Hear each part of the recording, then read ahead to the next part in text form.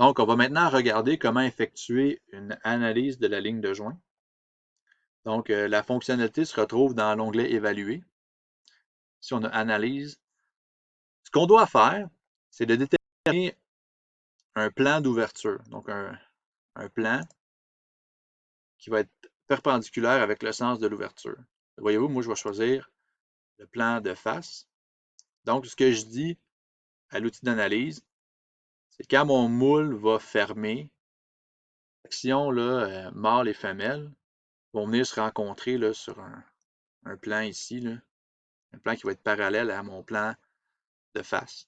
Là, mon sens d'ouverture, on le voit, là c'est la flèche qui va m'indiquer dans quel sens le moule va ouvrir. Parfait.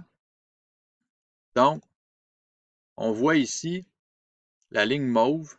Ici, la ligne est confondue avec la ligne bon, là, mais on voit la ligne mauve qui représente où va se retrouver la ligne de joint. La ligne de joint, généralement, va se retrouver à l'endroit où la dépouille est nulle. Donc, voyez-vous, là, ici, je suis positif. Si j'ouvre vers le haut, là, je suis positif, positif. Si je tends à être vers 0, ici, l'angle devient négatif. Là. Donc, c'est ici un changement de direction. Au point de tangence, là, il y a un changement de direction. Donc, ici, ça serait dans l'empreinte du haut, puis ce serait dans l'empreinte du bas. Donc, le logiciel m'indique à quel endroit je devrais séparer ma pièce. C'est possible d'effectuer une analyse dynamique. Le trièdre d'ajustement, lorsqu'il est sélectionné, va me faire apparaître ici une boussole que je vais pouvoir faire pivoter. Puis là, voyez-vous, il va me donner, selon le plan que je choisis, le plan de joint ou la ligne de joint qui serait. Donc là, voyez-vous, je vais me réajuster. Ici, on voit la ligne de joint qui fait le tour de mon séchoir. Là, on voit que si je veux séparer ici vers le haut et vers le bas, ma ligne de joint va se retrouver au centre. Par contre, si on va voir ici l'emplacement, la cavité qui servirait pour le levier d'action ou la gâchette, si je puis m'exprimer ainsi, on voit que le plan de joint, là, ça ne fonctionnera pas.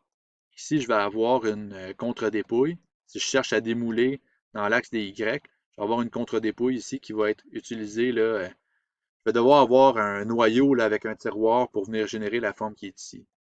Donc, c'est bien évident, pour me simplifier la tâche, je vais aller mettre mon plan de joint dans l'angle qui est comme ça ici.